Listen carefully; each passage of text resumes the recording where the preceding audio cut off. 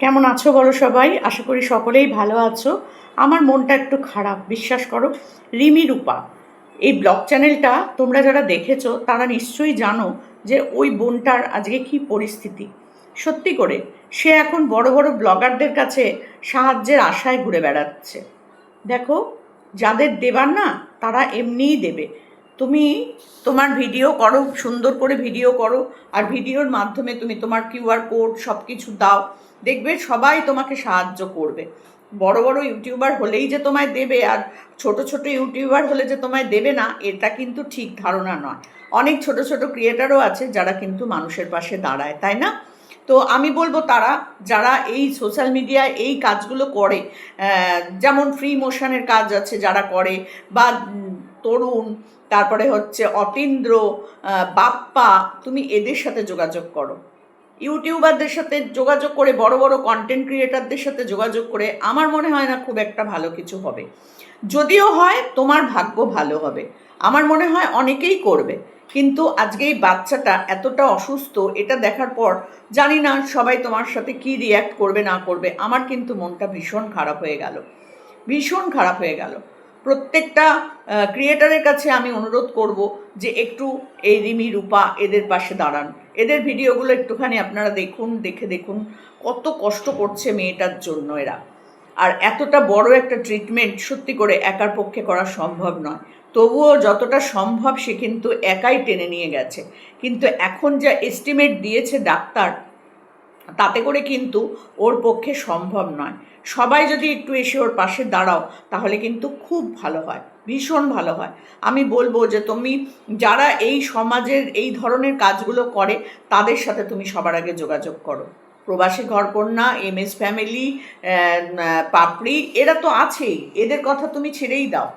কিন্তু যারা এই কাজগুলো করে, যারা অসুস্থ মানুষের পাশে দাঁড়ায়, যারা অসহায় দুস্থ মানুষের পাশে, পরিবারের পাশে দাঁড়ায়, আমার মনে হয় তাদের পাশে দাঁড়ানোটা তোমার জন্য ভালো হবে। এটা কিন্তু আমার নিজস্ব ওপিনিয়ন, কারণ এরা এই ধরনের কাজ করে। আমি দেখলাম যে এদের ভিডিও আমি প্রতিদিন দেখি, এদেরকে তো বলা মাত্রই কিন্তু এরা সেখানে পৌঁছে যায়, সেখানে পৌঁছে যায়। আর ইউটিউবে, ফেসবুকে, সব জায়গায় এরা কিন্তু এই ধরনের ভিডিওগুলোই পোস্ট করে। তুমি তাদের সাথে যোগাযোগ করো সবার আগে। বাপ্পা আছে, তরুণ আছে, অতীন্দ্র আছে, আমাদের রোহন আছে, সবার কাছে তুমি সাহায্য চাও। আমি নিজে পার্সোনালি রোহন, লিসান, ওদেরকে তোমার কথা জানাবো, কারণ ওরাও কিন্তু সমাজের এই জায়গায় কাজ করে। আমি পার্সোনালি ওদের সাথে যোগাযোগ করে তোমার কথা বলবো। আমার মনে হয় তারা তোমাকে ফিরিয়ে দেবে না, ফিরিয়ে দেবে না, এটুকুনি আমি তোমাকে বলতে পারি। এটা আমি তোমার জন্য করতে পারি, পার্সোনালি আমি ওদেরকে তোমার কাছে পাঠাতে পারি, যদি তারা যেতে পারে অবশ্যই পাঠাতে পারি। তো আমার সামর্থ্য অনুযায়ী তোমাকে আমি কিছু নিশ্চয়ই সাহায্য করব। আরও চেষ্টা করব অনেক জায়গায় এনজিওতে বলার, যাতে তোমার পাশে মানুষ এসে দাঁড়ায় আমার সামর্থ্য অনুযায়ী।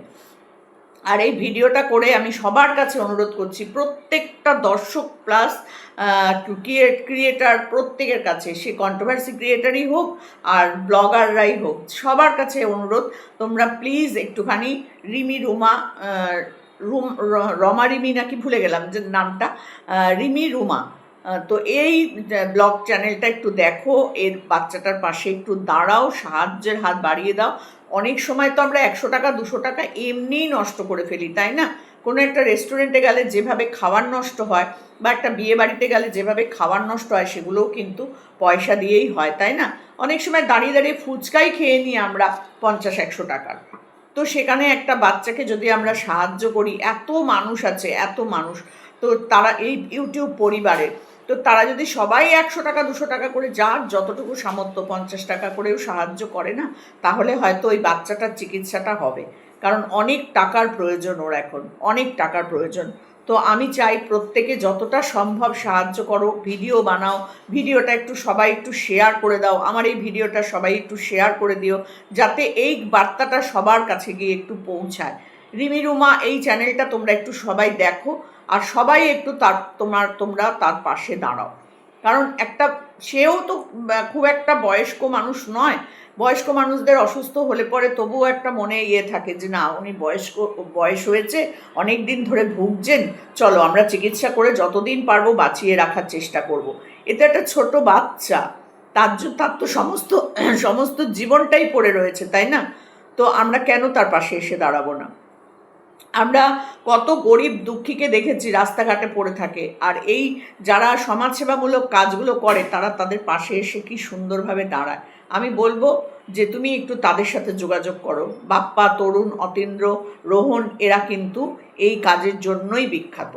তুমি একটু তাদের কাছে যোগাযোগ করো। ব্লগারদের নাম বলছো তুমি, আমি শুনলাম, ভিডিওটা দেখলামও, তোমার ভিডিও আমি মাঝে মধ্যে দেখি, সব ভিডিও দেখা হয় না, কমেন্টও করা হয় না, মাঝে মধ্যে চোখে পড়লে দেখি।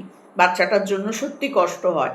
তো আমি সবার কাছে অনুরোধ করছি, ভিডিওটা আমি বড় করতে চাই না, কারণ এটা আমি কোনো বড় করে ভিডিও দেখার জন্য, আনন্দ উপভোগ করার জন্য এই ভিডিওটা নয়। এটা সবার কাছে রিকোয়েস্ট, এটা একটা রিকোয়েস্ট করার জন্য ভিডিও করেছি যে একটু তোমরা ওর পাশে দাঁড়াও, যাতে ওর বাচ্চাটার সঠিকভাবে চিকিৎসা হয়। চিকিৎসা তো আজকে একটা দুটো দিন ধরে চলছে না, বহুদিন ধরে চলছে, বহুদিন ধরে। আর সত্যি বাচ্চাটার মুখের দিকে তাকালে কষ্ট হয়। তো আমি সবার কাছে একটু অনুরোধ করব, তোমরা প্লিজ সবাই যে যতটুকুনি পারো সাহায্য করো ওকে। তার সাথে সাথে ভিডিওর মাধ্যমে চারিদিকে ওর ভিডিওগুলো একটু শেয়ার করে দাও, তাদের একটু ওরও সুবিধা হবে, এখান থেকেও কিছুটা ইনকাম করতে পারবে। সবাই মিলে যদি পাশে থাকা যায় না, একটা মানুষকে বাঁচানো কিন্তু এমন কিছু কঠিন না।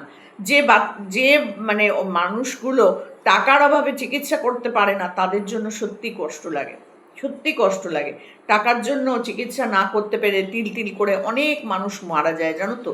কিন্তু আমরা যদি একটু একটু করে সাহায্য করি তাদেরকে, তাহলে তারা কিন্তু কিছুটা সাশ্রয় হয়, তাদের কিছুটা হলেও তাদের ওষুধপত্র তারা কিনতে পারে, তাই না? কিন্তু মানুষ কেউ এগিয়ে আসে না, কেউ আসবে না এগিয়ে। এই রকমই মানুষের এখন মন মানসিকতা হয়ে গেছে। জানি না, আমি অনেক সময় দেখেছি স্টেশনে বলো বা অন্য বাস স্ট্যান্ডে বলো বা কোনোখানে অসুস্থ ভদ্রলোক, মানে বয়স্ক ভদ্রলোক ভদ্রমহিলা এরকম পড়ে আছে, তাদের গায়ে একটা কম্বল, কাঁথা, ছেঁড়া কাঁথা ঠান্ডার মধ্যে পড়ে থাকে।